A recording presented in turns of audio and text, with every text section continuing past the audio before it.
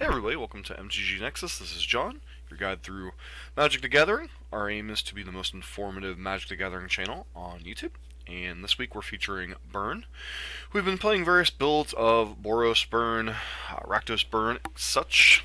We also played one Gruul Burn League. As a friendly reminder, if you like what you're seeing on the channel, please consider subscribing, giving us a thumbs up, leaving a constructive comment down below. So this particular deck is by Antonio Espada. It is the 4th place deck from the SCG Modern Classic. It has a couple unique card choices. The main deck, 3 copies of Light Up the Stage. It's been a while since I've played Light Up the Stage in a Boros build. It's been kind of iffy in the past. We'll see how it does in this particular deck. But in the sideboard, this deck seems to be built towards being the SCG metagame, which is heavy on Amulet Titan in particular. So 3 copies of Molten Re in the sideboard. Pretty relevant against decks like Tron, can come in against the control decks as an additional card, etc. Beyond that, as a small green splash for Cindervines, a couple copies of Ensnaring Bridge. So cards we're interested in trying out, cards I haven't played in Burn in a long while. So we'll see how this plays out compared to the more normal builds of Burn we've been playing. With that said, let's go ahead and hop into a league and see how this deck does. Those of you that are new to the channel, right now we are doing Burn Month. This channel has been mainly focused on Burn throughout most of its existence. Next month we'll be focusing on Esper Control, as a viewer has donated to see Esper Control, particularly in Modern, featured throughout next month. So our focus will be shifting from Burn at the end of May to into June. We'll be focusing on Esper Control in both Modern and Standard. We've been focusing on Burn here in both Modern and Standard. Trying to figure out what the best builds of Burn are. Obviously, Boros is considered the default version. Beyond that, you know, this channel has played many other things. We've played everything from a little bit of Amulet Titan to Pox to Phoenix to the Wilderness Nexus decks that popped up from FTZZ. But for right now, we're trying to focus on one deck at a time, kind of covering all of its key matchups, key cards, key card breakdowns, etc. Learning to play the deck to the best of our ability. So trying to be the most informative MTG channel on YouTube. This hand's pretty solid. Whenever you're looking at a Burn opening hand, you want to see 2 to 3 lands usually, and then like a 1-drop creature and some spells. So this hand's pretty decent. Obviously, I think the best hand would be like 1-drop, 1-drop, 2 lands, but 3 lands is pretty reasonable. So see how it goes. Whenever you're leading off on lands, you want to lead off on something that doesn't deal you damage if at all possible, and try to safe fetch lands to trigger your Searing Blazes. But beyond that, if you only have 1 or 2 lands, obviously you have to be a little bit more selective with how you approach your lands. Alright, so Phoenix or Storm, most likely. Both of which are pretty reasonable matchups. I think Phoenix might be a little bit closer than Storm. Storm generally tends to be a very good matchup for Burn as long as you understand the matchup. So another land, kind of not what we wanted to see there.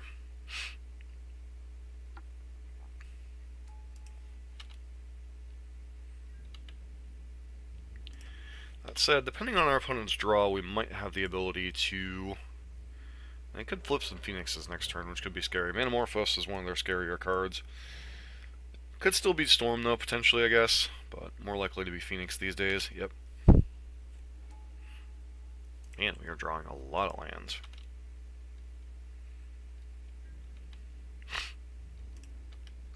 See if our opponent attempts to block here. Feels like unlikely they'll block. So now we have the decision of what to do this turn. Fortunately, we can't kill Thing in the Ice, and that's probably their way of winning this game. So we'll hold up Searing Blaze or just play another spell.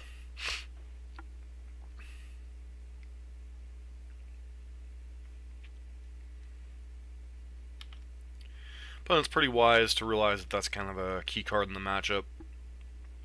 In our breakdown of this matchup, I mentioned that flipping a quick Thing in the Ice or getting multiple Phoenixes into play is kind of their primary way of winning the matchup, so to speak. Oftentimes they struggle to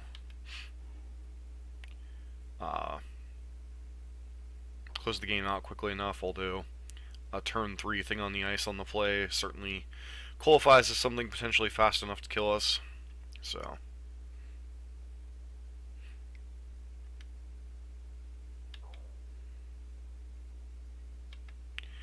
they have a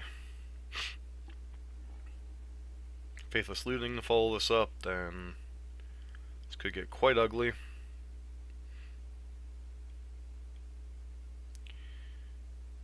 Do they? Yep, definitely have the 4th spell. So ironically, this is going to flip that back into our hand, trigger the Phoenix,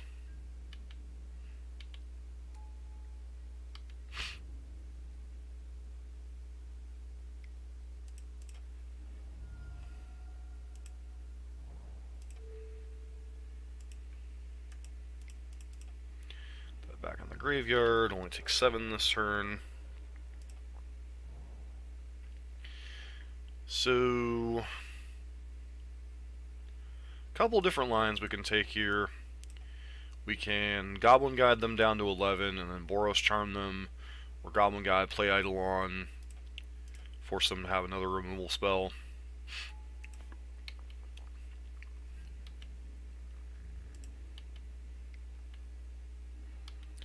Faithless Looting, that's definitely a card.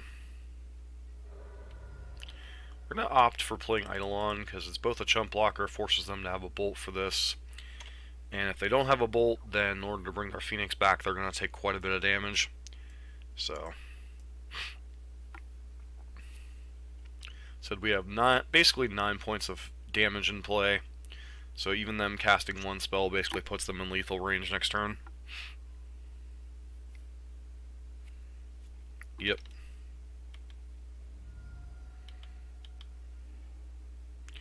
They have another bolt, we could be dead here. So we know they have the 3rd spell to bring their Phoenix back.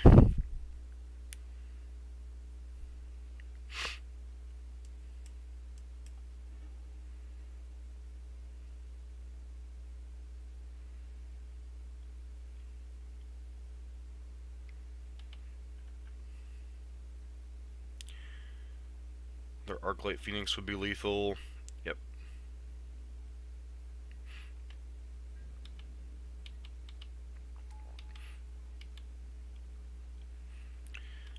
Power on turn 4.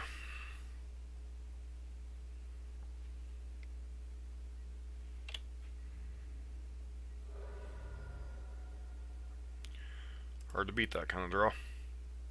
So cards that are reasonable: Ensnaring Bridge, Cindervines are all reasonable, as is Path to Exile.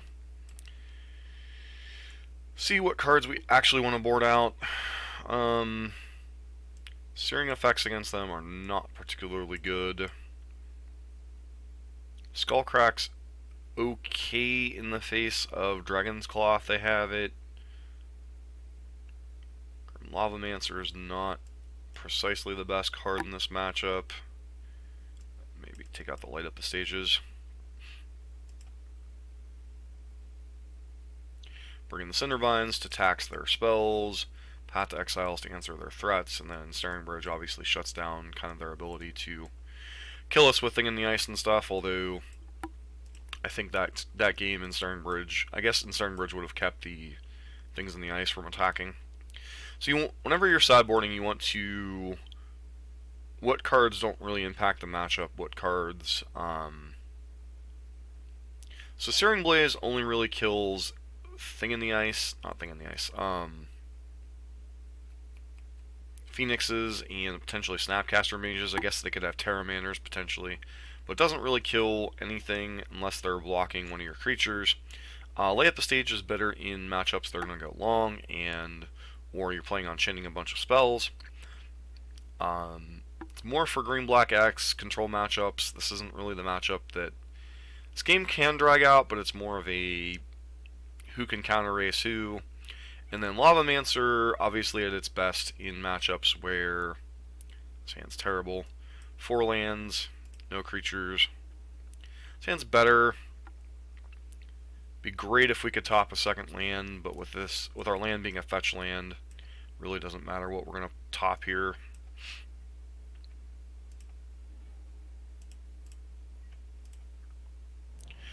When you're facing them down, only having one land, you really have to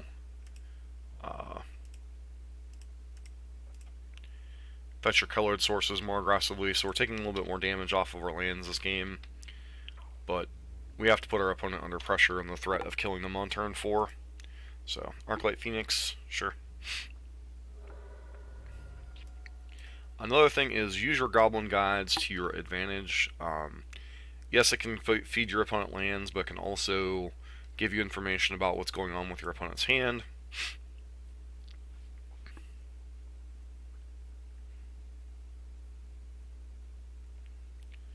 So it would be nice to draw another land next turn that would enable us to double spell. And if we happen to draw one more land, we'll have the ability to basically empty out our hand over the next 2 turns, which, barring their interaction, could be enough to kill them, even potentially on turn 3. So Swift Spear plus Spike is 7 damage next turn, down to 11, and then 2, 3, this would be 8, 9, 10, 11.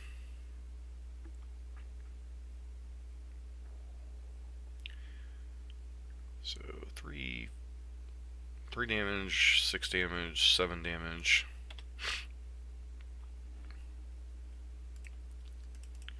Actually had the potential for a turn 3 kill here if we drew a second land. Unfortunately we did not, so gotta make do with what we have here. Get an island, see if they fetch like Mountain Bolt one of these guys. Probably. Yep.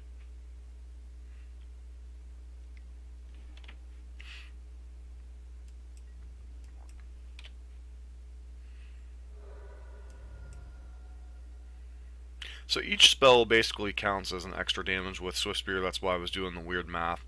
But if we would have had Goblin Guide plus that, plus a Lava Spike, that would have been 4 damage, 5 damage, 7 damage. That would have put them to 11, and then 2 4 damage spells, 9, 10, 11. We would have had a turn 3 kill without interaction on our opponent's side if we'd drawn a third land. So Burn does possess the ability to kill on turn 3. It's just very... how do I put it? Very unrealistic.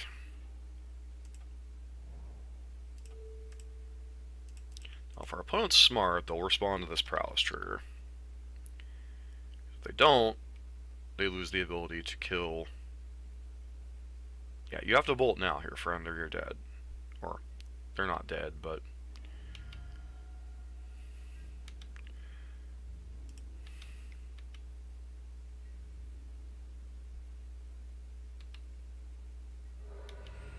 Alright, you very clearly don't have a lightning bolt.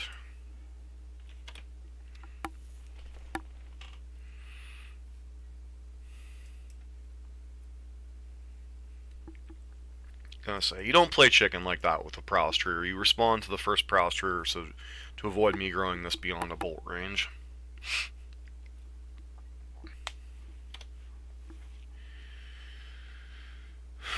See what our opponent does this turn. Probably looking for... Alright, so maybe they have a lightning axe or something.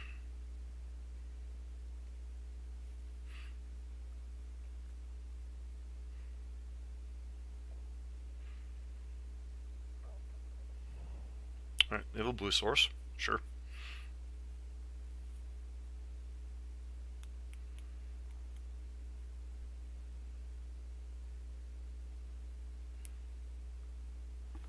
Got to admire our opponent's land bases. Are pretty nice here with the foiled unlands. Sure.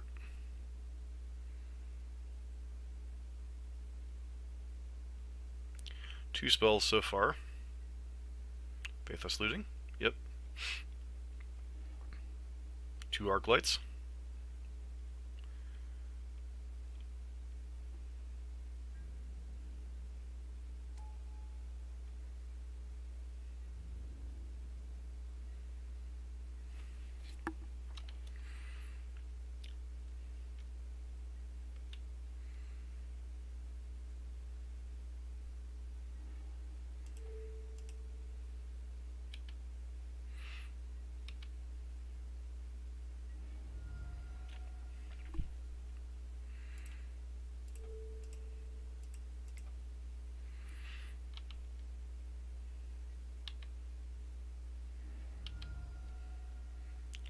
Force them to trade off at least one of their Phoenixes here. Don't really care at this point if the, sure.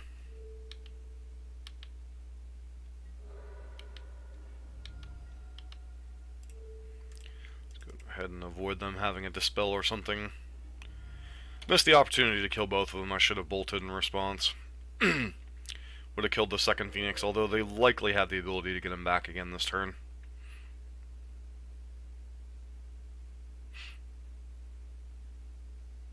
Kind of the huge advantage of play versus draw in this matchup.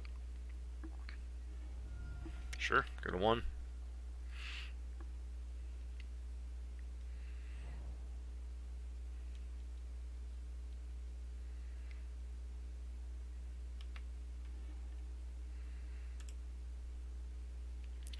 Relevant cards in their graveyard, Faithless Looting, Arclight Phoenix.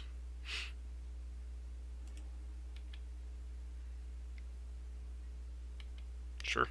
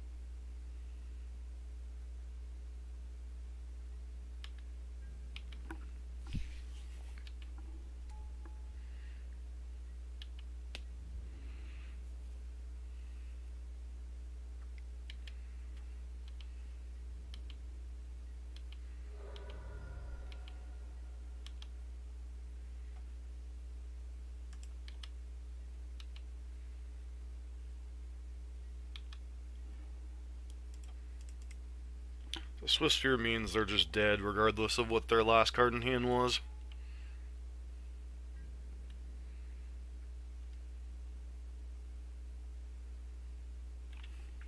But yeah, if they were holding a Dispel or a Spell Pierce, if we would have drawn a blank there, we would have been in some trouble. So Rest in Peace obviously is tempting. They have not shown us Pyromancer's Ascension through any of these games yet, so that makes it less appealing. Firewalker is kind of a non-bo in this matchup, simply because it doesn't really stop anything meaningful. Once again, the Searing Effect's reasonable, but not great here, and the rest of the cards we've kind of already discussed. So let's hop into our final game of this match.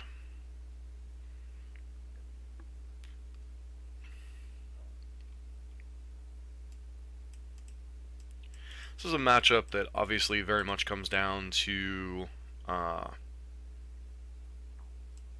who's on the play, who's on the draw. As like both games, we've seen the player on the play obviously has a huge advantage, and mulligans really haven't like impacted anything. Obviously, we drew a few too many lands in game 1, but I think we were still set up to kill them on turn 4 ourselves. Burn's a pretty consistent turn 4 deck. Phoenix, it's good draws kill on turn 4.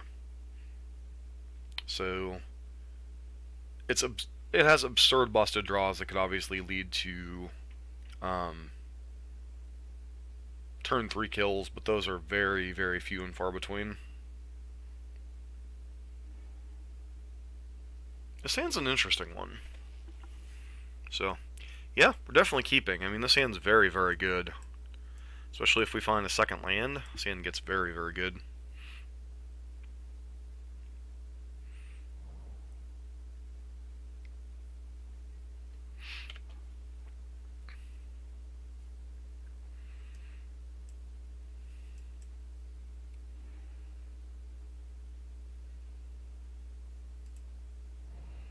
So now I have to decide how much damage I want to take off my mana base here. I get the Stomping Ground here. If we happen to draw a white spell, we draw a white spell. Put it with a Morphos, which means this turn they could potentially go off if they don't have anything in the ice. Yep. In some ways we... Ooh. Hello there. So...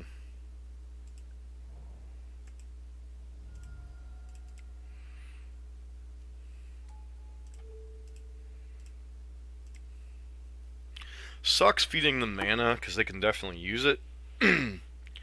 But getting this off the board before they have a Dispel or Spell Pierce up to protect it. And this is where a card like Force of Negation would be kind of busted out of their deck. And it's not like their deck can't afford the resources to protect their thing in the ice. So for those of you wondering if Force of Negation has certain matchups that it'll be reasonable in, yeah, that would have been a good spot for it. Alright, looks like they're going to try to go off with Phoenixes here. This would have been a nice turn to have Cindervines down, but we had to get that thing in the ice off the board, so... Hit an Arclight. And they can flash back Faithless Looting, which is scary.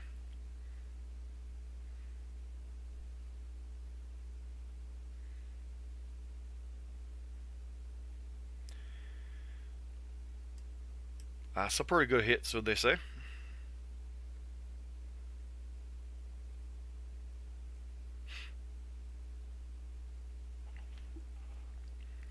Obviously, you can tell by the clocks, Izzet Phoenix has a lot more sequencing and decisions to it than Burn. That's one of the huge advantages of playing Burn in particular, is you're not... It's a simpler deck to pilot, you have fewer decisions, so you're more capable of paying attention to what's going on. So we're going to get hit by double Arclight. How much do we care?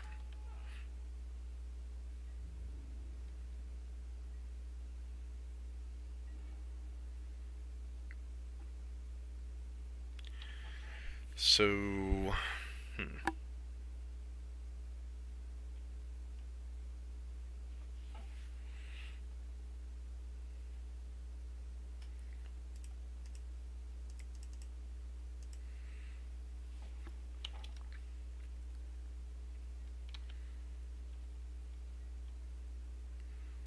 So I could have just gunned these down, attacked in, put them to 10, forced them to have a bunch more spells next turn.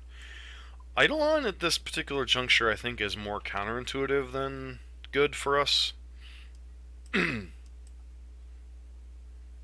Fetch Shock obviously became an issue.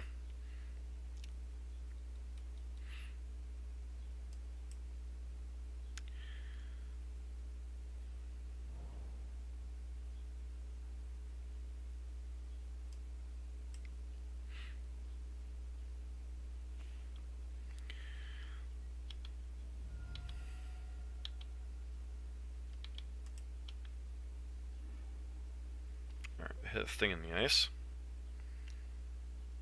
Which really doesn't do any good unless they have Noxious Revival in their build. Flame Slash, sure.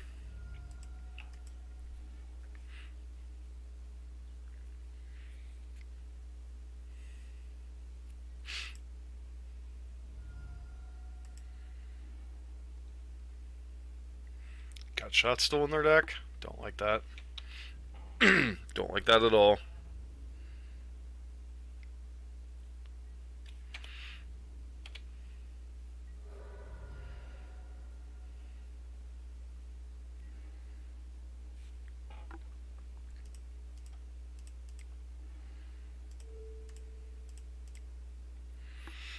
Get that out of the way.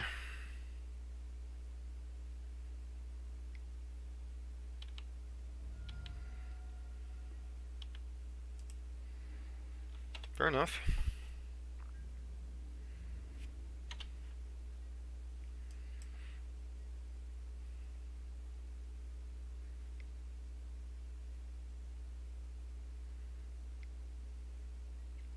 Crackling Drake is a problem.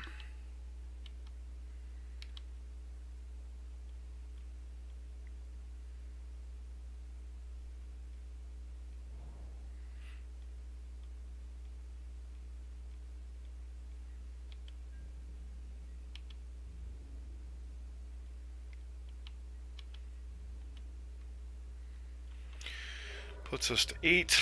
I don't know if there's any single draw that actually gets us out of this right now.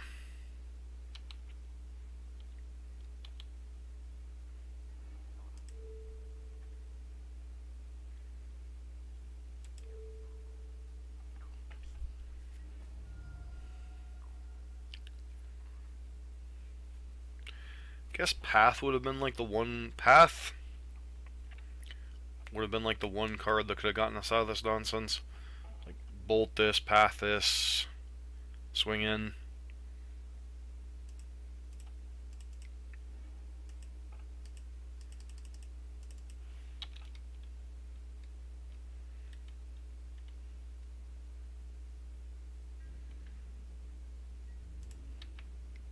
See if they block here with Crackling Drake by chance. Probably not. Probably just block with Arc Light.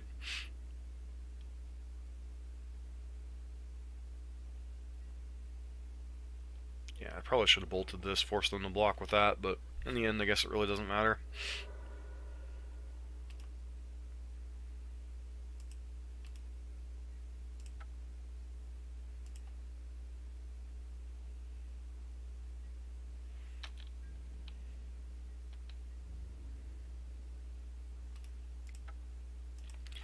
That's all for match number 1. As a friendly reminder, if you like what you're seeing on the channel, please consider subscribing, giving us a thumbs up, leaving a constructive comment down below, and let me know what you think of this particular, little bit more in-depth walkthrough of thought process behind playing Burn here in Modern.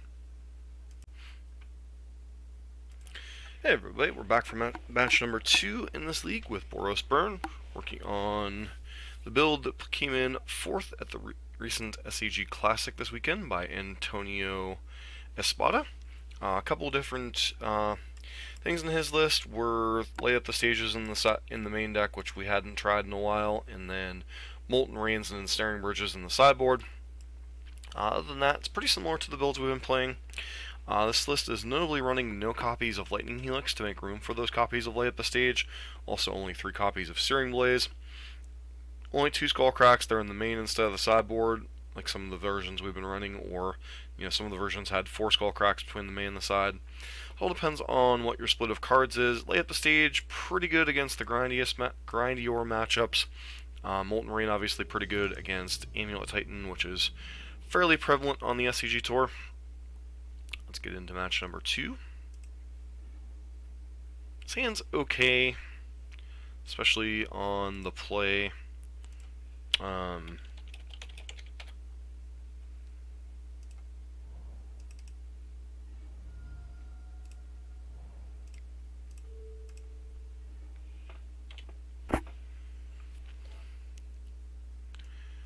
what our opponent does here.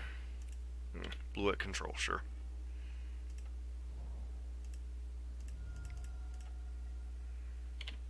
Pylon, go. Lucky.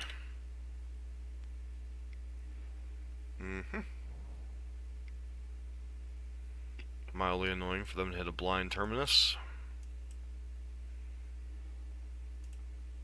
Now we're flooding out.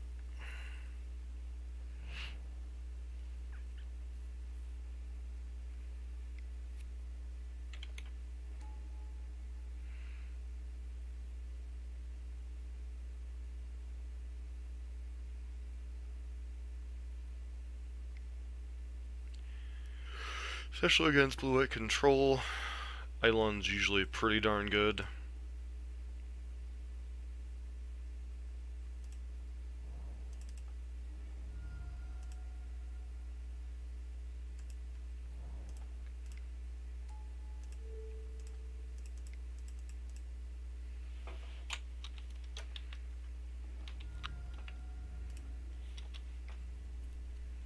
Presuming our opponent will just block to conserve life.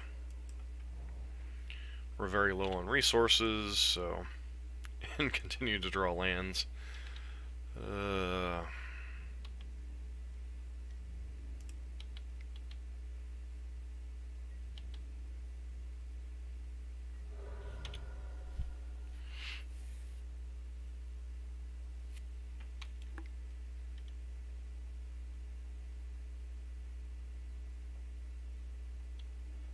Sure.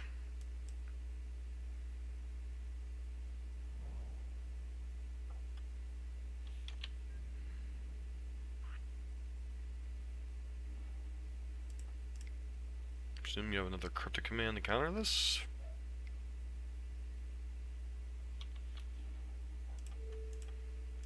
Bolt them.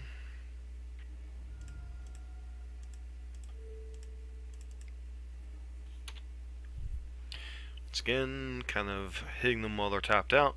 Unfortunately, they can land Teferi here, and this is one of the keys to the blue-white matchup.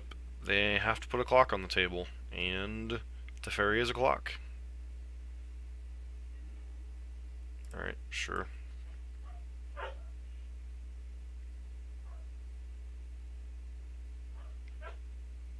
Getting logic knotted.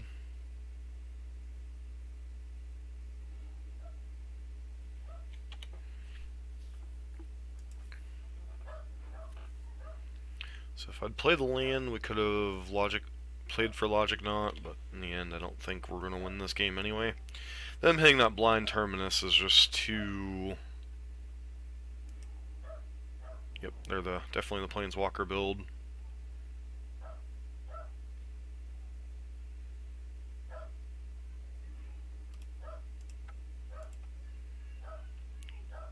Potentially we could draw enough lands, but at this point we're just way too far behind. So, not a whole lot to bring in this matchup. We got the Cindervines and we got the Molten Rains. Board out the Searing effects, and...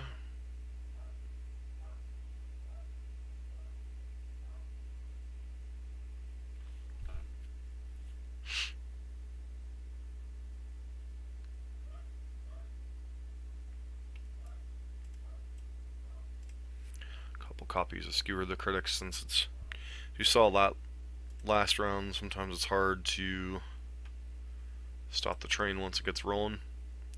Yeah, sounds fun. Would love to see, well, wouldn't love to see, but to be able to cast a Molten Rain here, and alright, definitely going to keep that. One of the keys to beating control decks is attacking them on multiple axes. Creatures, burn spells, plus enchantments do qualify as multi-axes. Dispel, yeah. Dispel's kind of an overrated card against most versions of Burn now.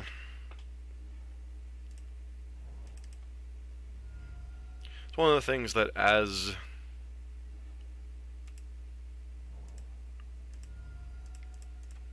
Burn changes the rules of engagement and goes more sorcery speed, and ironically, because of Teferi Time Raveler, it also gets worse too. So it's just better to have more copies of... This would be a great turn to draw another land.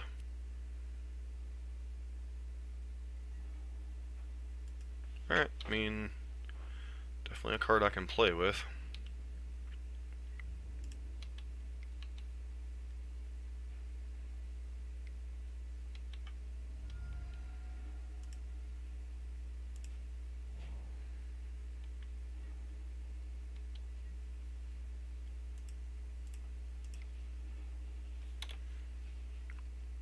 So Riftbolt could get blanked by Teferi Time Raveler.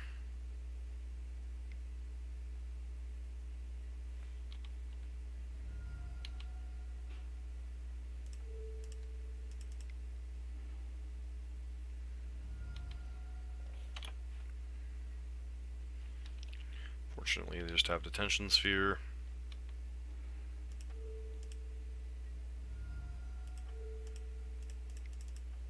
This opportunity to blow up one of their lands.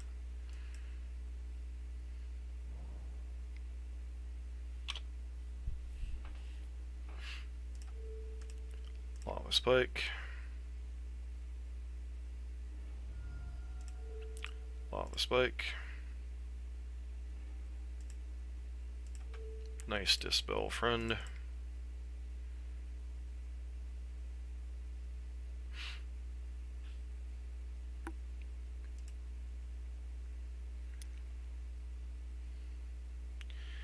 So right now, how many instants do I even have in my deck?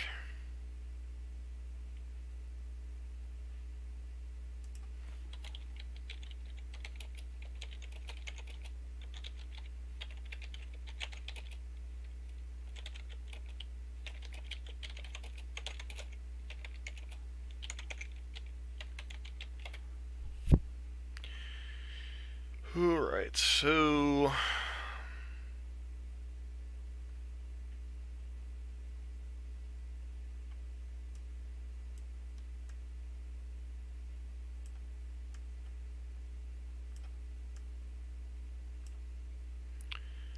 counter their dispels by bringing in even more sorcery speed stuff.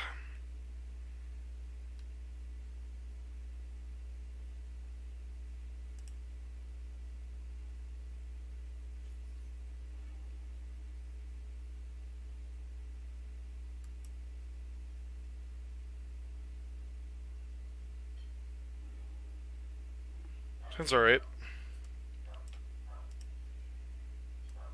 Obviously, we'd love to draw a second land.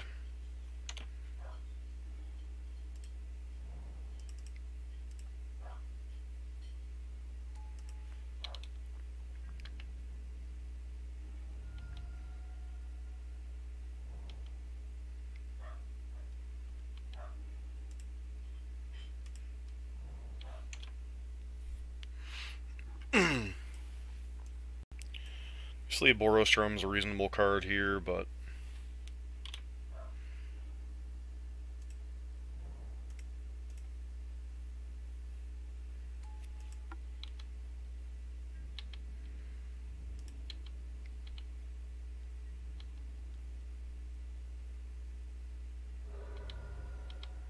nice.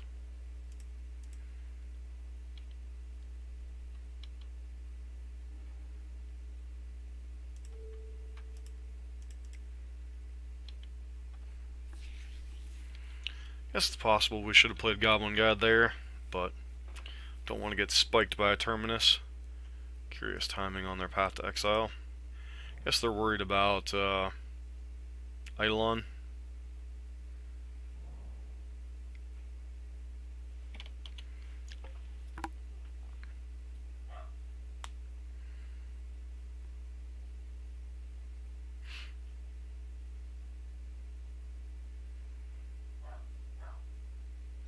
This is definitely one of the reasons why creatures are pretty critically important against blue-white control, especially.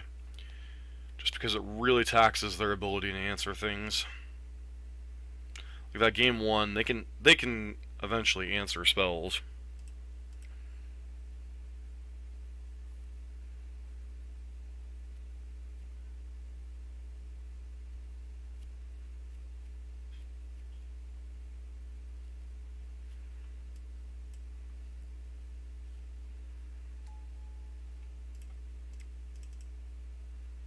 Probably should have played Eidolon first here.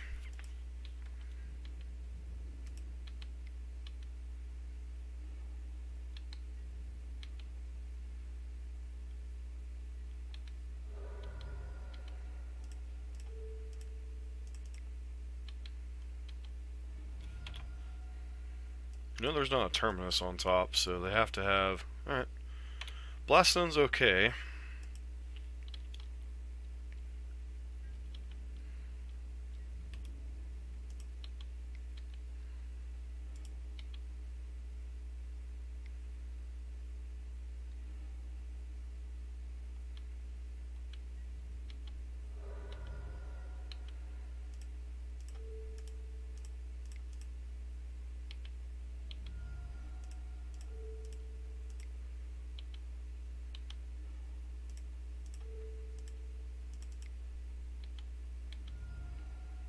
Alright, and we got there against match number 2 against blue-white control.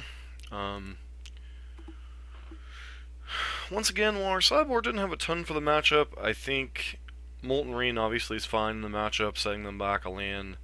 Cindervines is pretty good, and the fact that they're still relying on things like Dispel against a list that has 1, 2, 6... So 6 instant seed spells, not including Searing Blaze. Obviously, Searing Blaze gets boarded out against blue-white control, so I think I kind of like the numbers of what Mr. Espada has going on, but we'll continue to see how it goes as we go along in this league. This has been John for MTG Nexus with match number 2. Hey everybody, we're back getting ready for match number 3 here, this Boros Burn League. As a friendly reminder, we have a new Discord channel. Please check it out in the link below. Primarily this month, we're obviously focusing on Burn. Got another 10 days or so in this month to do some Burn content. Next month, we will be moving into Esper Control Month.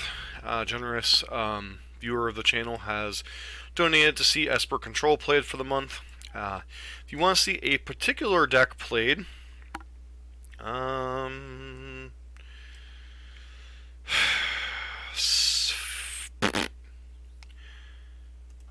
wish our opponent good luck. So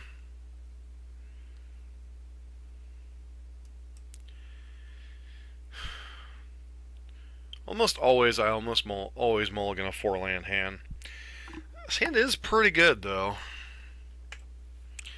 Gonna keep it.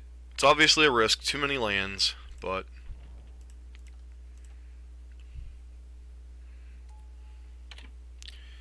the 3 spell cards we have are pretty good, unless they're able to answer them pretty quickly. And planes are generally not able to answer them very quickly, so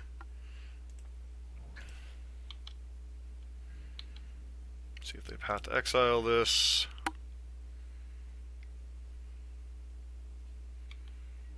Oh, blue-white control. Alright. Another blue-white matchup.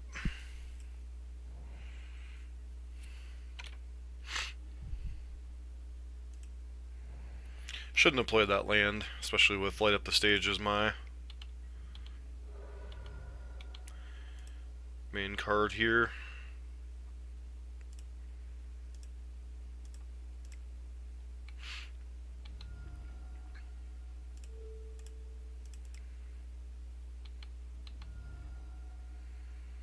Yeah, that one kind of punishes us for playing on a land.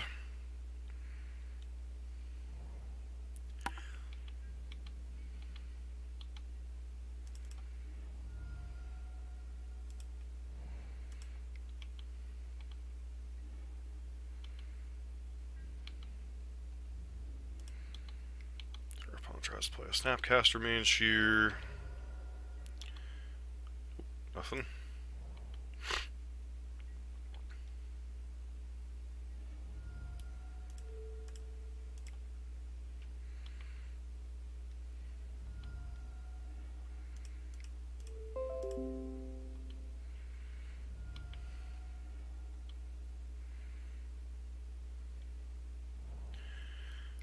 Do the thing.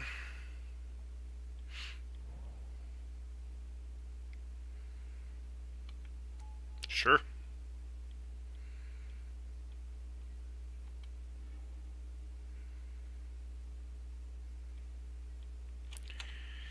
Jace, Welder of Mysteries.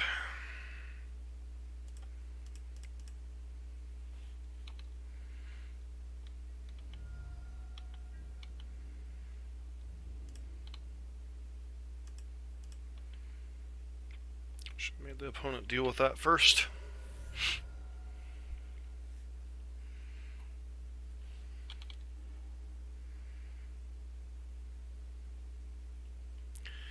Just getting extra info. So there's some type of combo with Jace, Boulder of Mysteries that we played against with another deck, but we just board the same way. Board these in. Board the Blazes out. Do we want to board out Boros Charms or Skewer the Critics here? I think it might just be Rift Bolts because of the threat of the new Teferi kind of blanking these if we suspend them. So for now, this is what we'll roll with. It's kind of a work in process here with against the new blue-white decks, because their aims have kind of changed.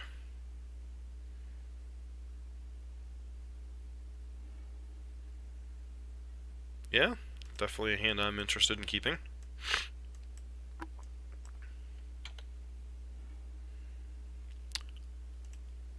Less interested now.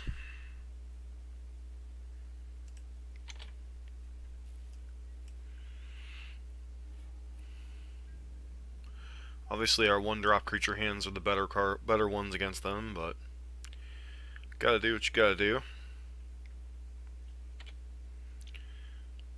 Are they missing land drops here? Probably not. A lot of cantripping.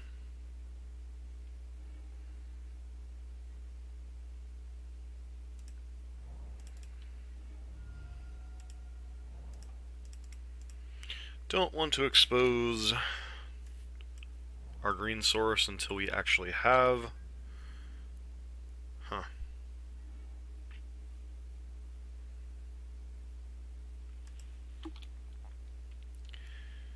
See if they want to play like a Snapcaster Mage or something here.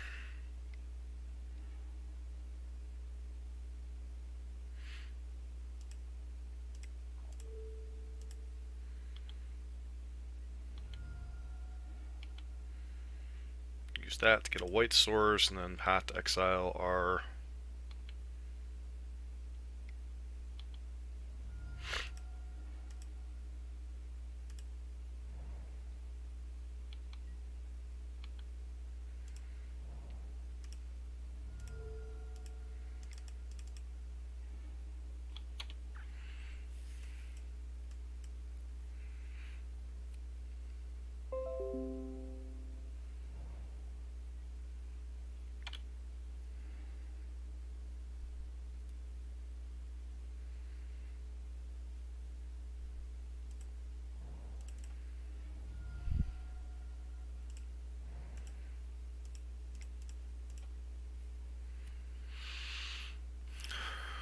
a counterspell for this.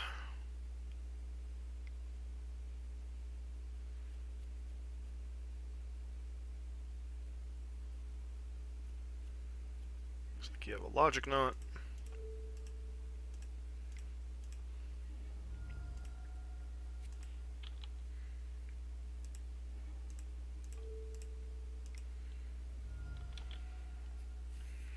From 8.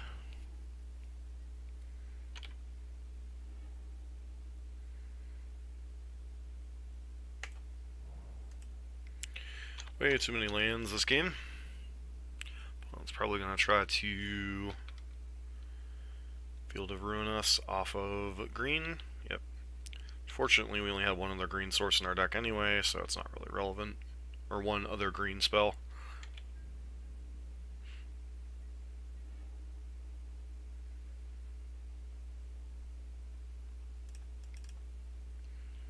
They have Cryptic, not much we can do about it. Yep.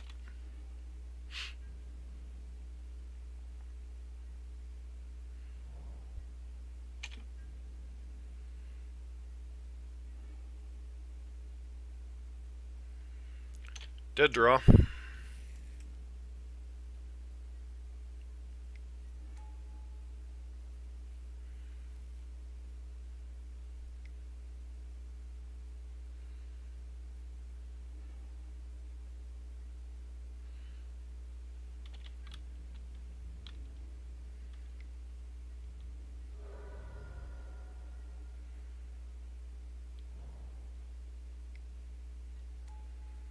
Alright, I do in fact have a little Teferi.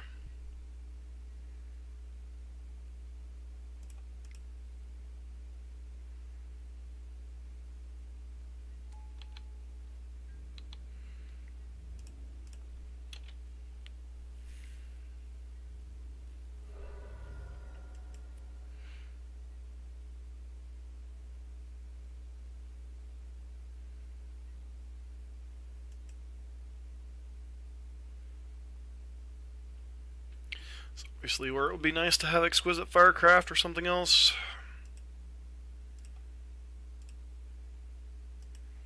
Sure.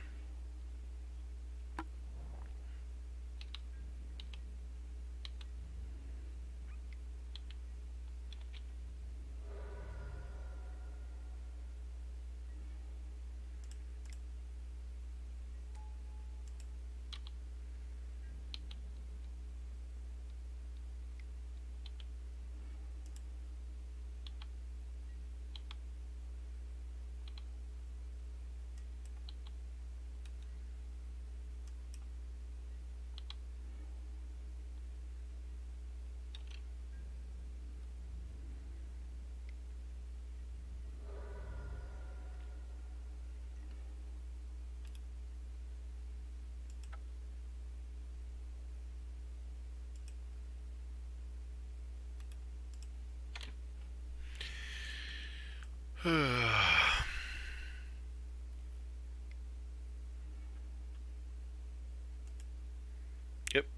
This is kind of one of the backup blue-white control planes I mentioned.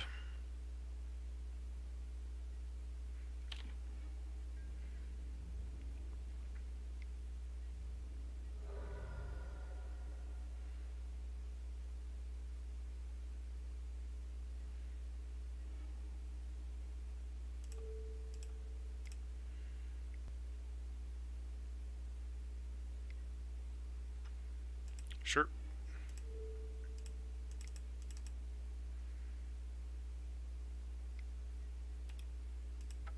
1,000,000 counter spells. So definitely think it's fine to leave some of the rift bolts in the sideboard here. Yes, I'd love to play first. This hand looks good.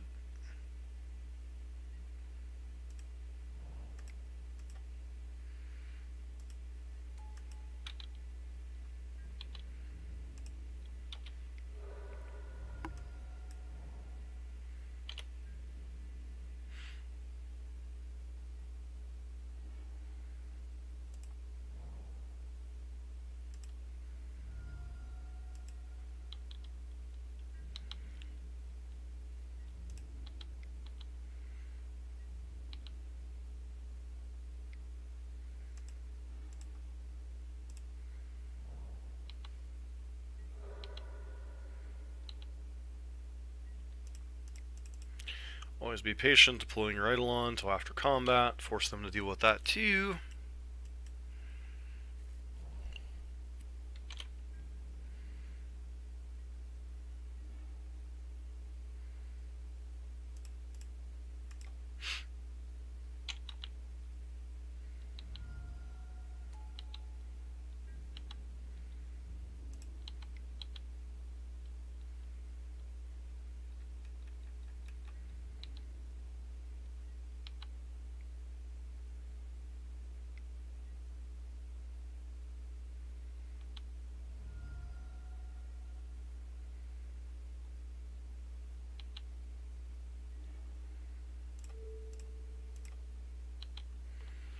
Definitely missed some points of damage there, but I was trying to play around Condemn, which they showed us game 1.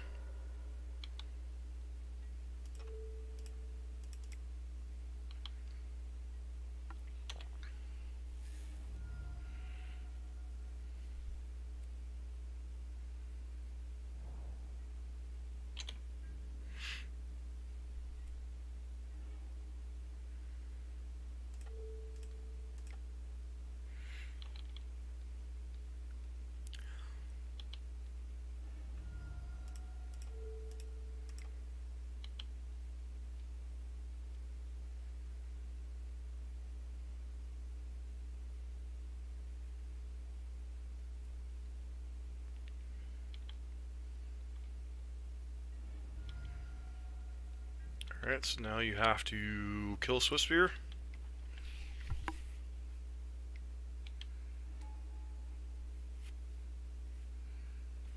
Ah.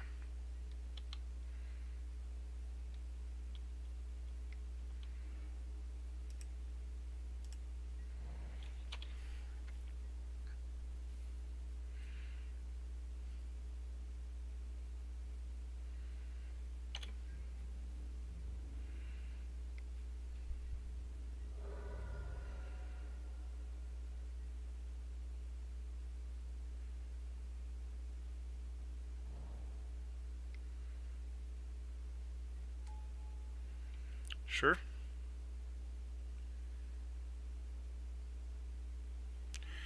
So let's draw a good spell here, friend.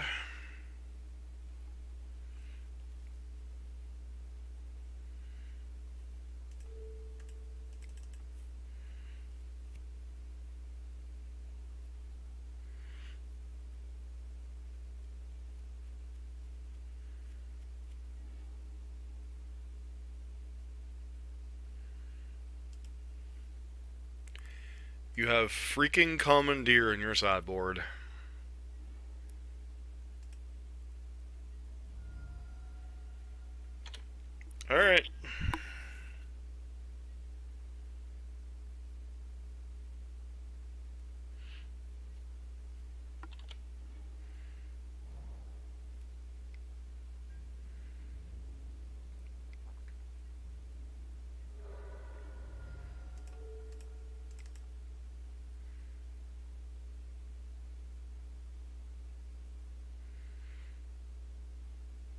I mean, I gotta give him props. Commandeer is not one I would expected to play around. Anyways, that's been it for match number 3. As a friendly reminder, don't forget to check out our Discord page and don't forget to subscribe to the channel. Here we are getting ready for match number 4. So we've played against Blue-White, the newer-ish versions of Blue-White Control, a couple of matches in a row now, with the new Teferi and Narset. I don't know, like, obviously Dovin's Veto is basically negate, so that doesn't really change much in the matchup. New Teferi does change the rules of engagement a little bit. It makes one of the cards I want to sideboard out Rift Bolt rather than like Boros Charms or anything else. So that's an interesting one. Teferi making timely reinforcements instant speed's kind of brutal. But beyond that, I still think the fundamental part of the matchup is Blue-White Control doesn't have enough reliable answers to creatures sometimes, especially when you're throwing at them creatures with haste, creatures with ETB, or not ETB triggers, but like cast triggers and stuff.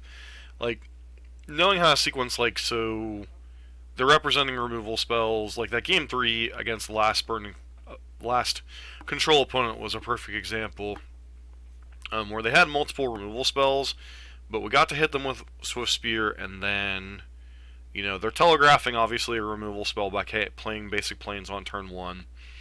Attacking with Swift Spear, force them to take the damage or kill our Swift Spear, or, you know, take the extra damage and still have your answer up to Eidolon should we happen to play it. We're on the draw. I think this hand's a little bit better on the draw. Having an opportunity to draw a second land. So...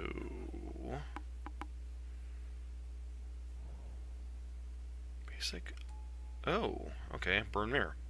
Sure. Survey says, show me land.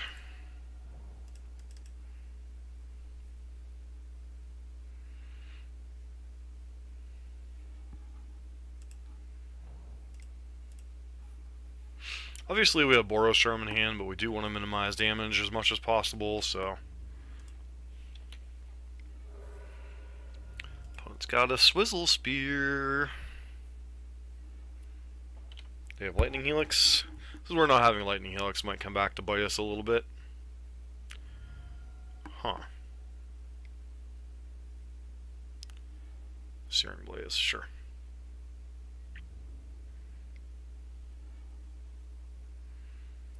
We have our own Blaze effect.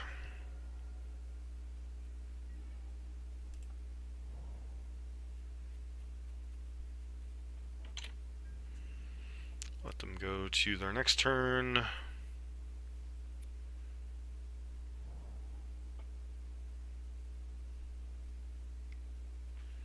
Yep.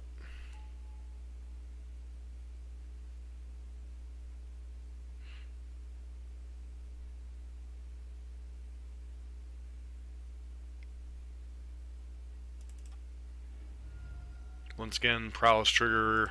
Make sure you kill the Swift Spear, kill the Swift Spear.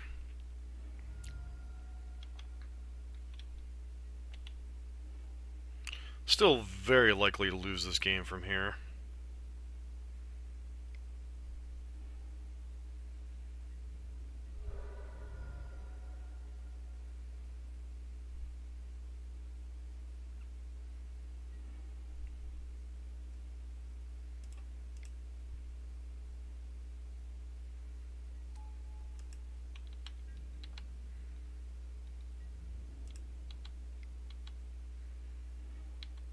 Okay, drew them a land.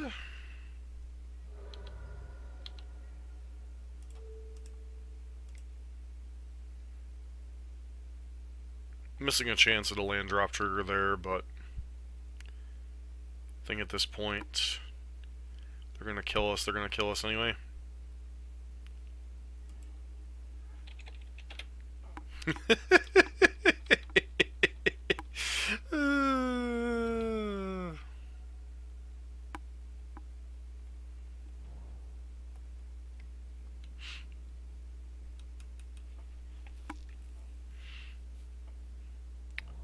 Presuming we're dead here, right? Yep.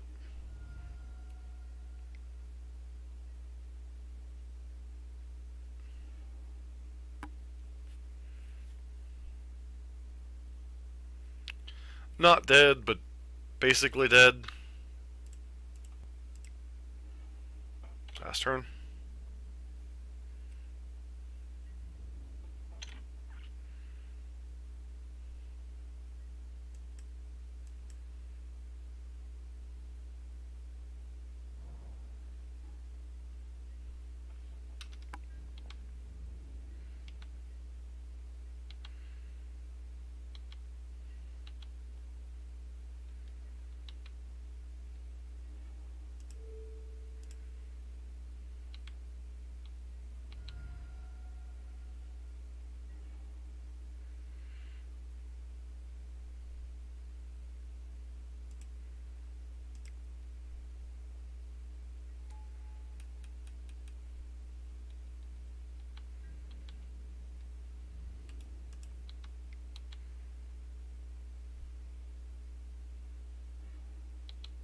Okay, so we're dead.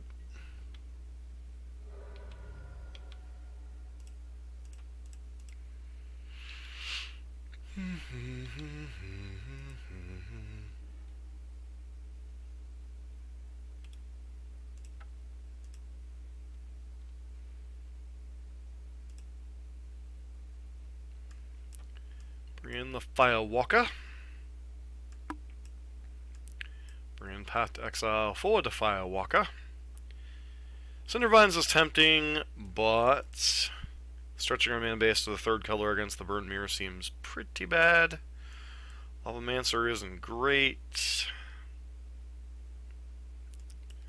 Light up the stage seems possibly unnecessary.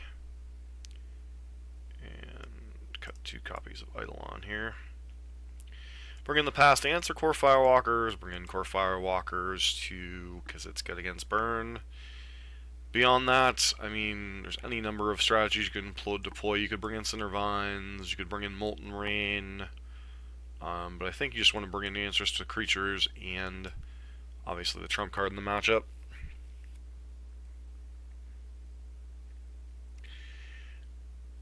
No Lightning Helixes, obviously kind of come back to bite us a little bit in this matchup, but yeah. It's the Burn Mirror sometimes.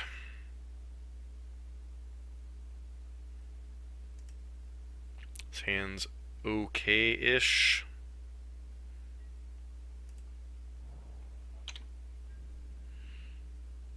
Probably should have just played Inspiring Vantage.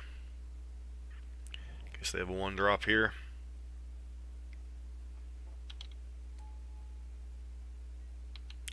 Yeah, because now I have to consider Fetch Shocking to kill this.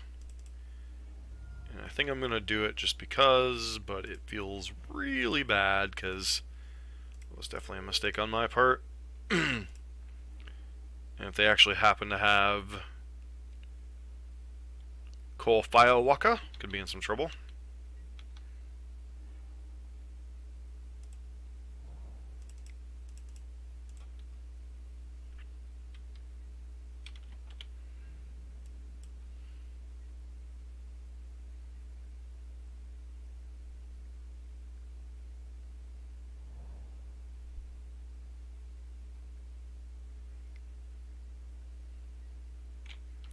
Interesting. So that obviously indicates to me you don't have... Do you seriously have Eidolon in the matchup on the draw?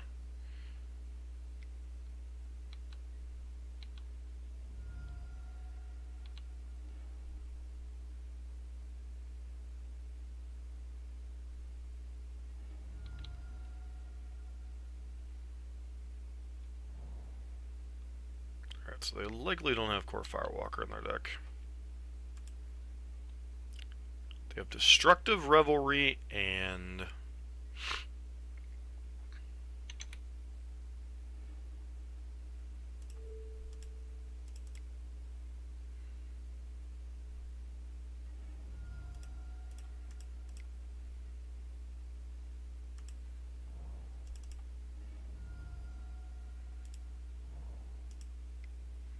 so we can't suspend Riftbolt. That's why I was going to cast something there, but we just can't suspend it.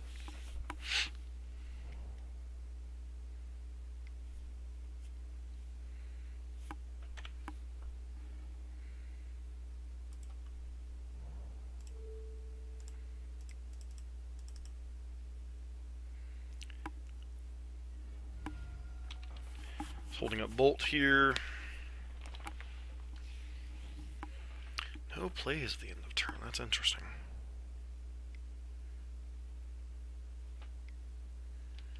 Sure. Let's see what that reveals.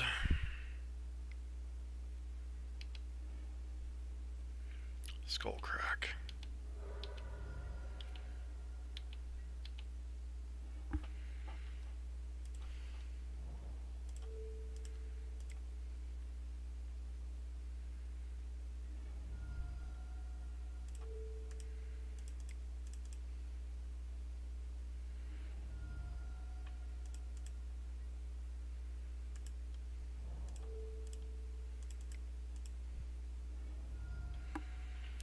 Alright, so they bring in Destructive Revelry, which definitely doesn't make me want to bring in Cindervines.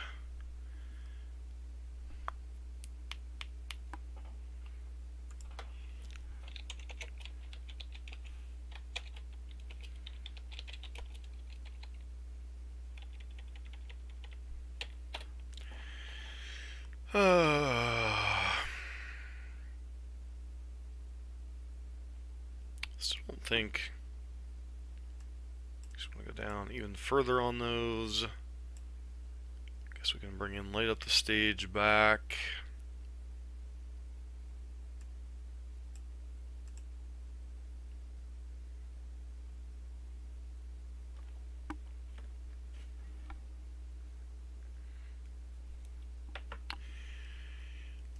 Oof. Oofa, oofa, oofa. It's going to be a lot of damage.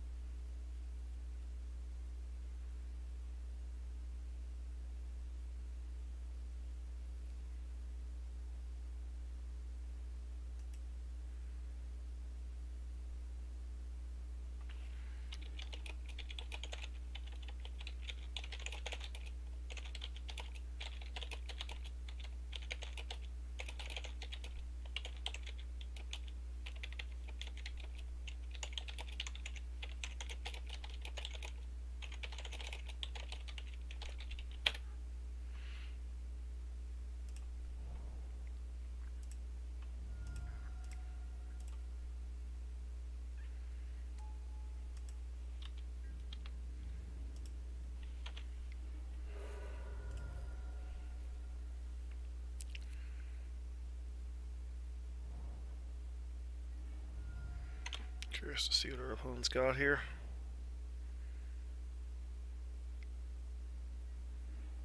Yeah, blood, that's fine. Ish.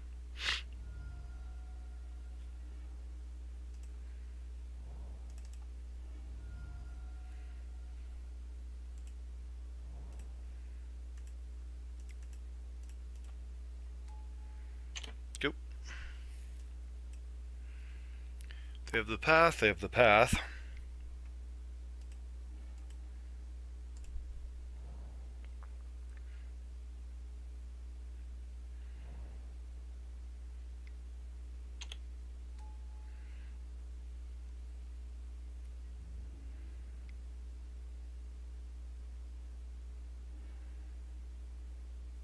Alright, sure.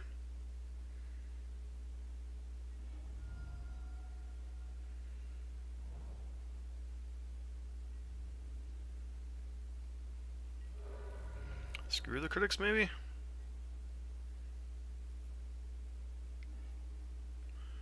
Rift Bolt. Alright.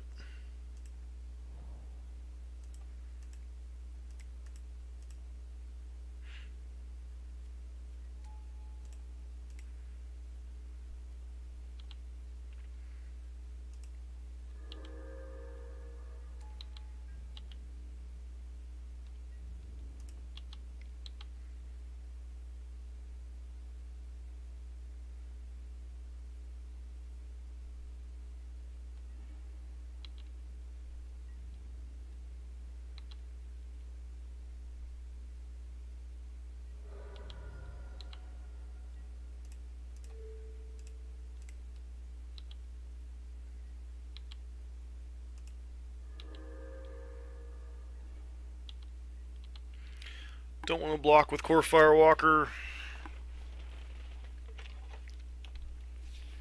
Just too much of an issue with risk of skull crack.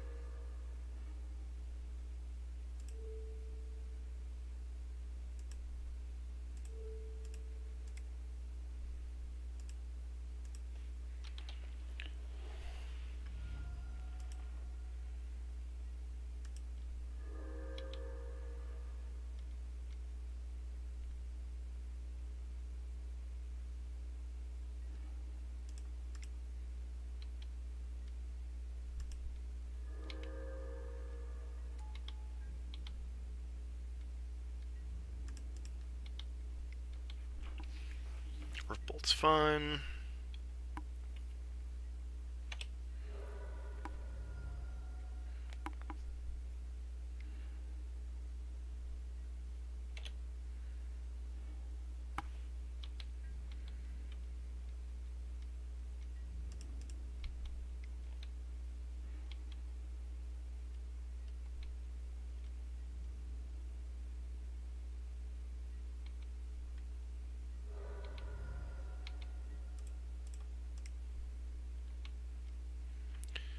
Definitely the second Core Firewalker sticking was kind of the key here.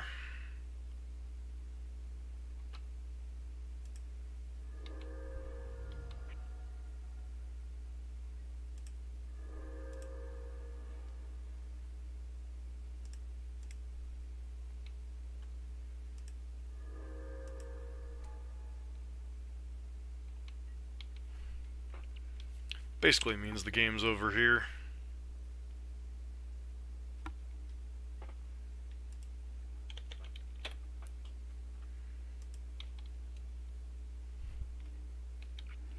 Sideboard cards for the win. Concedes the game. Alright, that's it for match number 4.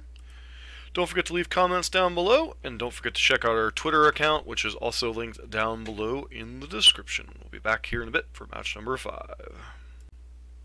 Welcome back for match number 5 here with the Boros burn list that top 4'd the recent SCG Classic in the hands of Antonio Espada. Specialties with this list are Molten Rains and Snaring Bridges in the board. So, here for match numero 5. So far, we've had an interesting league. Okay, we're on the play. This hand is very solid.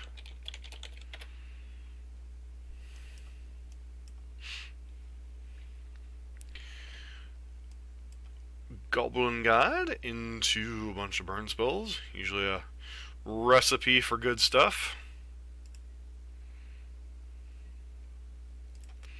When I talk about great burn hands, this is like the definition of a great burn hand. Like, one drop dude into spells. Of course, this isn't the best matchup for burn, but c'est la vie. Hardened Scales. So, sideboarding. Got Paths, we got Cindervines. Reasonable enough. Guess Molten Winds could technically come in to tag their lands and such. Ooh. Seems painful.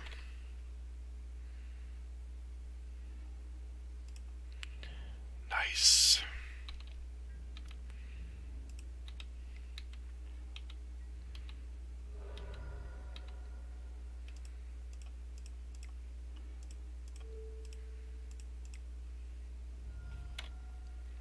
Do the thing.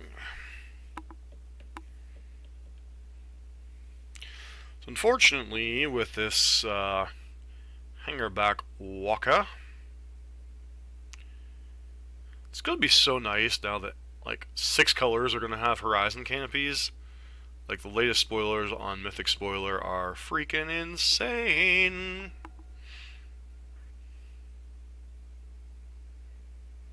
Yep.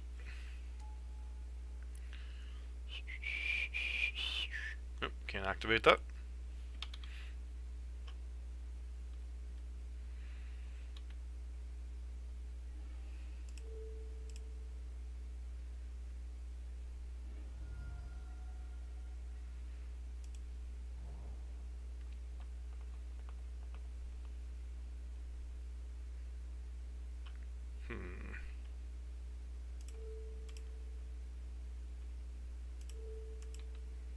Actually, if they want this trade to happen, I'll let it happen.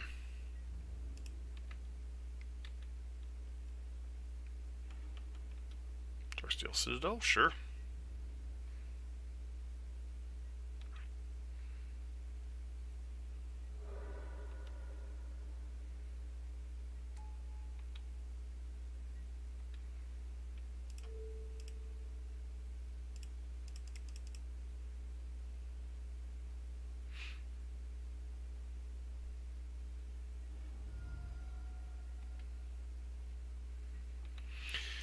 Not a huge fan of Eidolon in this matchup just because they can cast so many spells for better mana value. And so many of our cards are just lethal here, so especially the game they don't have access to Nature's Claim and such. It's really the kind of their key card in the matchup. They get out of the sideboard. I suppose I should look to see if they have any other curveballs of late.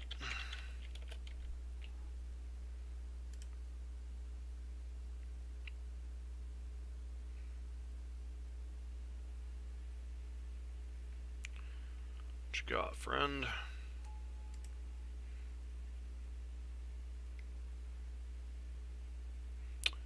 Nature's Claims. I guess Eidolon would have been better here, potentially. For Nature's Claims.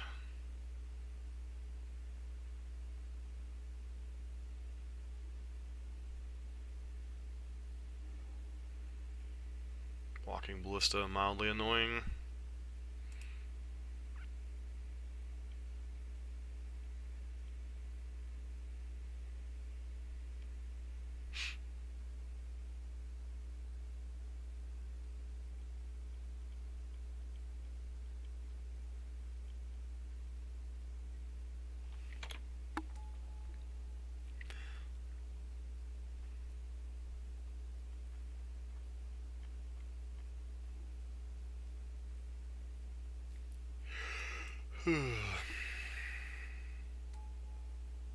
Sure.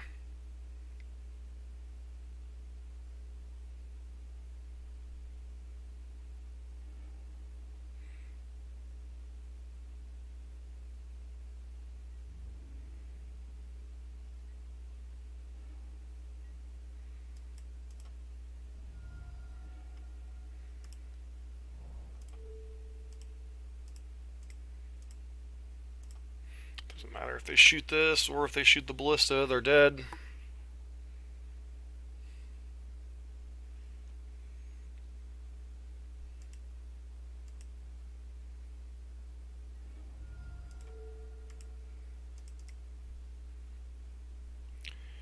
And bolt you.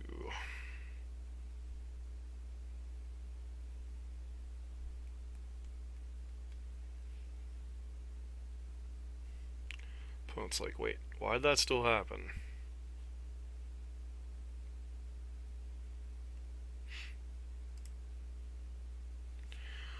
Alright, so bring in the paths. It's not the greatest in the matchup, obviously, but they are a necessary evil. Cut these terrible Eilons. Steering bridge,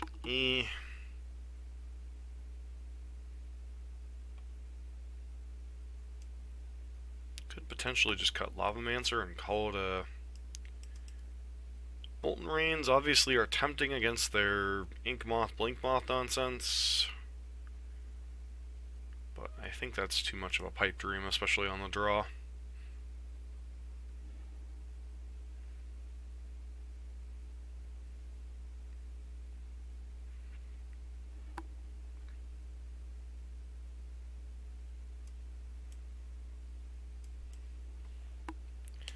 This hand's really good if we draw a second and third lands. Can I risk that, though? Sure.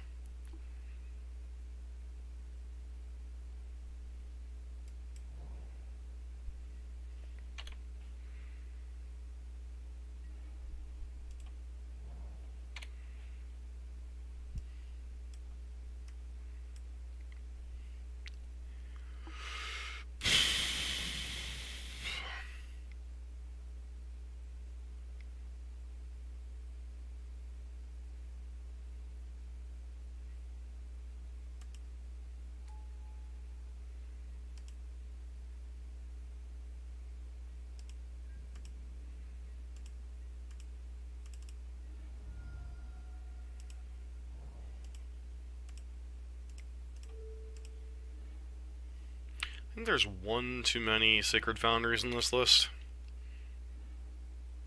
Alright, sure. Opponent free reign to do whatever they want for a turn. Keeping the one lander like this was risky. This hand was clunky as bleep.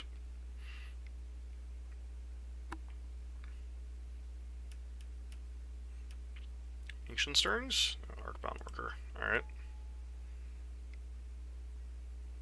Other Arcbound Worker, sure. Got a Ravager.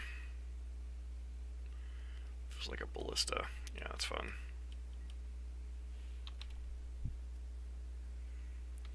Annoying, but fun.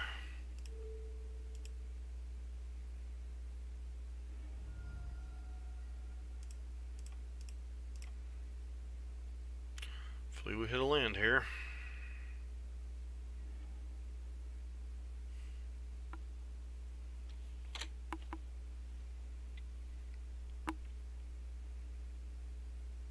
Suppose I deserve that.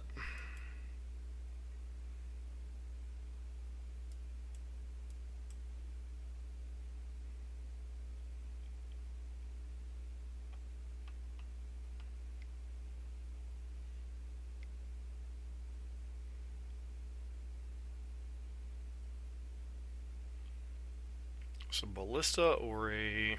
Okay, second Ballista, sure.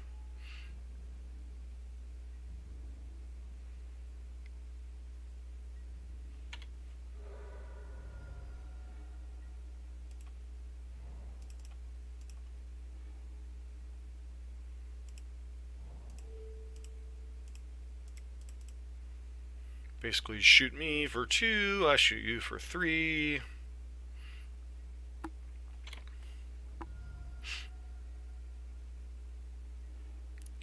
Use one of my Searing Blazes.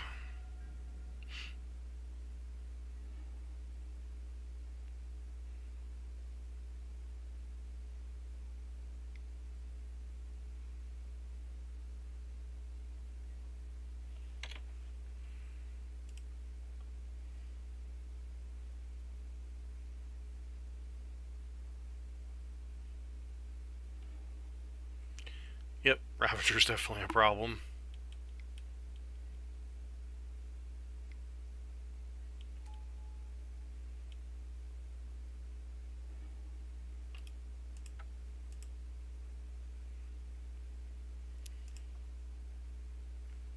We stumbled, we died.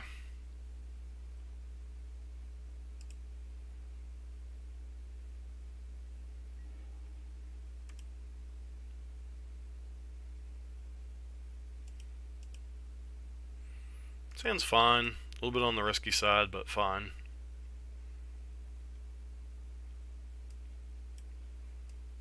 Needs all three of our colors, plus has 3 lands, so gonna be taking a lot of damage off of this.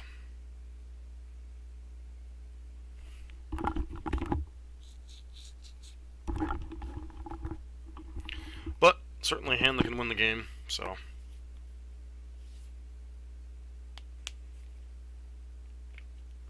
Been an interesting league. 2 blue-white decks, Is it Phoenix, Burn, Mirror, and Hardened Scales.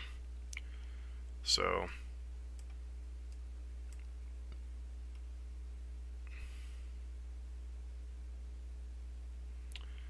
mulligan to 6.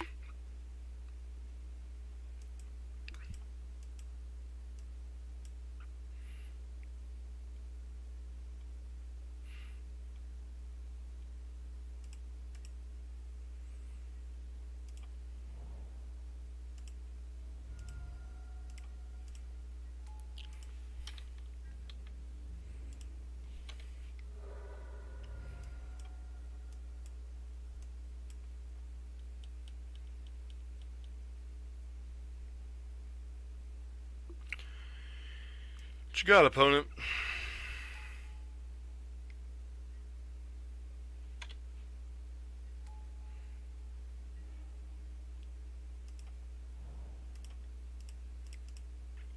Obviously, if they have Nature's Claim, it's going to kind of suck, but don't think we can wait until next turn to play it, so.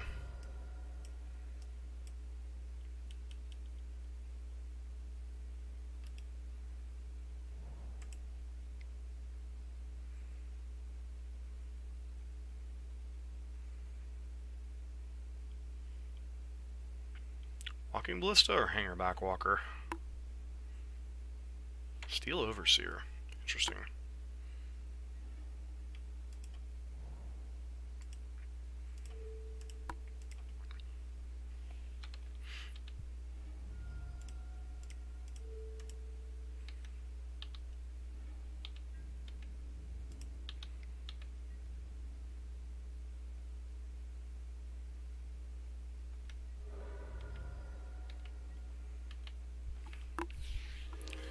Wow.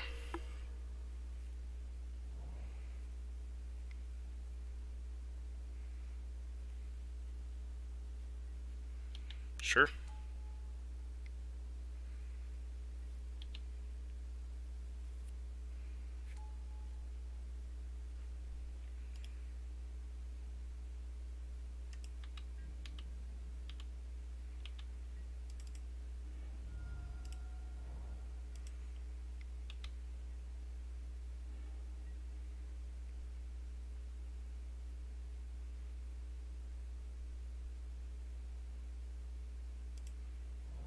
Can we kill this turn? I don't think so. 1 damage, 3 damage.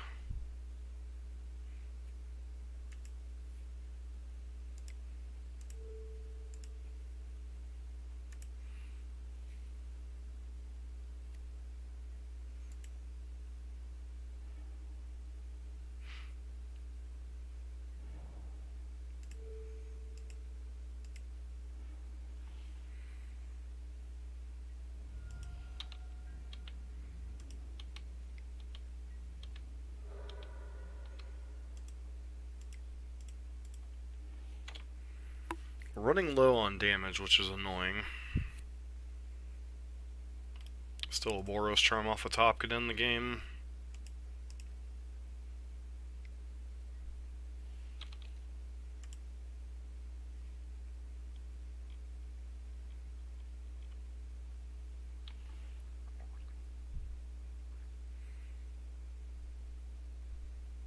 Well, potentially in the game, I should say.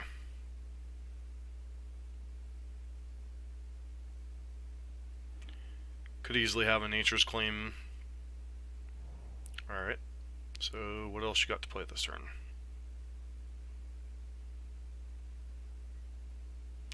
Say, the fact that you keep tapping out on green mana just tells me you ain't got nothing, friend.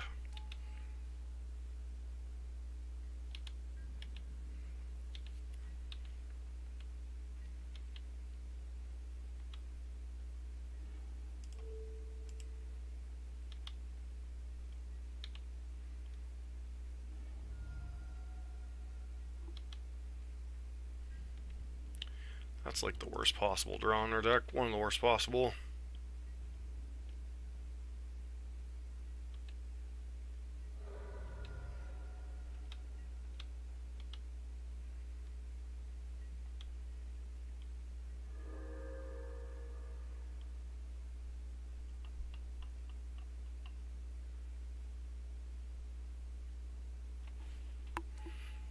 Alright.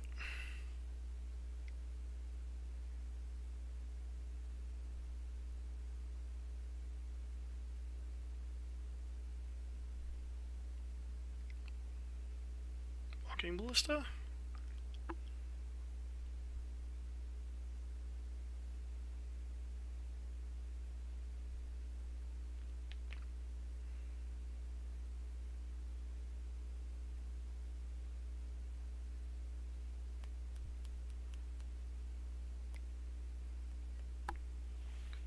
Sure.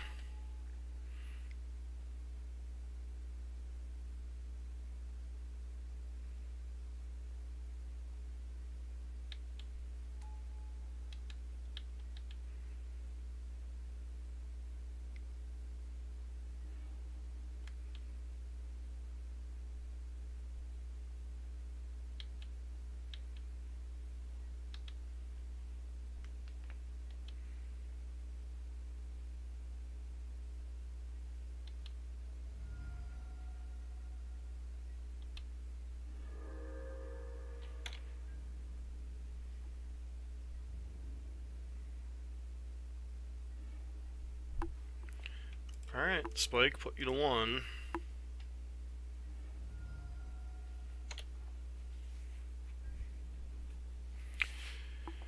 I'm trying to think, is there anything that could kill us from here? I guess Ravager could potentially do it.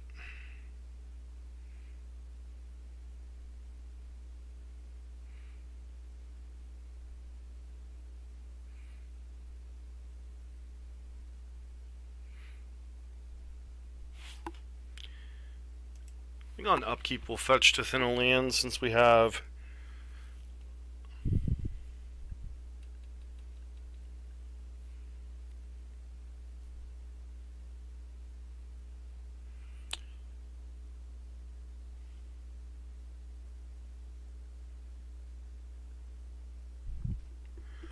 seeing or thinking, which is fine, it's whatever.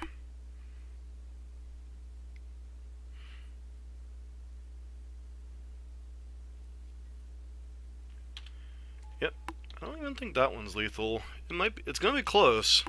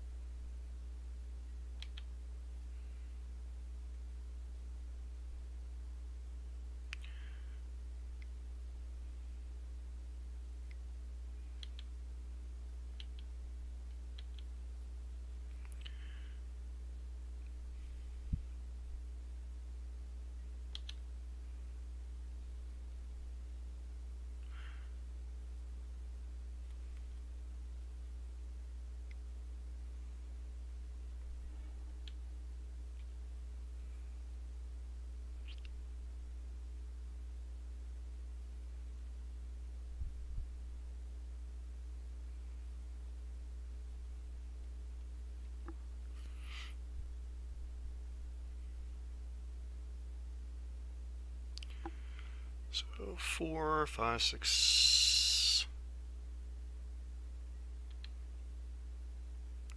4, 5, 6, 7, 8, 9.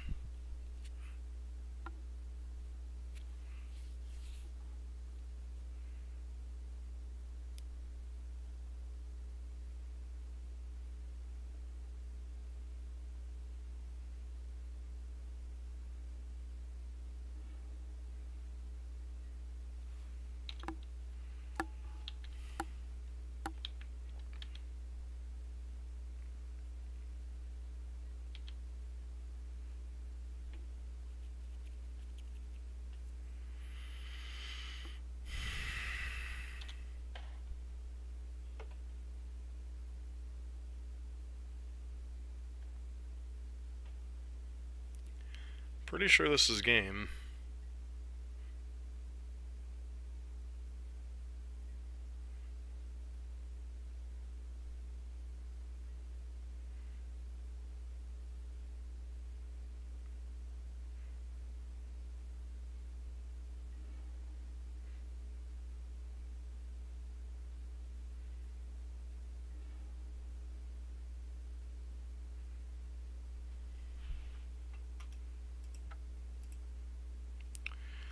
That's magic.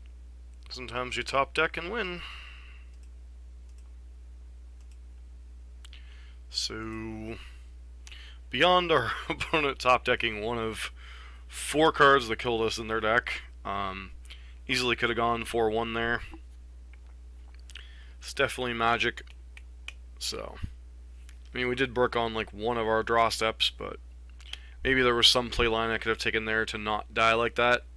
Maybe I was too aggressive with the center vines and such to open myself up to that. But we did get them to 1, so I'm sure there was some play line we could have taken differently to kill them there.